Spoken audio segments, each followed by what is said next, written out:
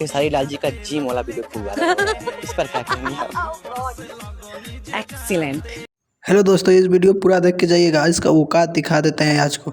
आज जिम के बारे में, खेसारी लाल यादव के बारे में क्या बोले हैं रानी चटर्जी ने। आप देख रहे हैं सरोज भोजपुरी में आपका स्वागत है। इस वीडियो को पूरा देखिएगा, इसको हम आज को औकात दिखाने वाले हैं। रानी चटर्जी का पहले एक बार ये वीडियो देख के देखिएगा, तब हम इसके जवाब दे रहे हैं। मैं वही समझ नहीं पा रही हूँ कि मेरा आज तक वजन कम क्यों नहीं हो पा रहा, मैं फिट क्यों नहीं हो पा रही है। ऐसा पुशअप्स नहीं मारे मैंने। आपका वजन कम कहाँ से होगा? जब इससे बाहर निकलेगी तब ना आपका वजन कम होगा। चलिए दिखाते हैं इसका वीडियो, एक अश्लील वाला अश्लील वीडियो दिखा रहे हैं रानी चटर्जी का। दोस्तों आप पूरा वीडियो देख के जाइएगा।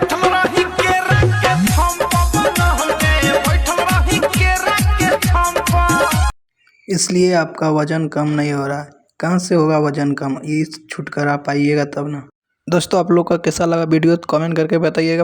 फिर मिलेंगे अगले वीडियो में कोई खेसारी लाल यादव का न्यू अपडेट लेके। जय हिंद, जय भारत।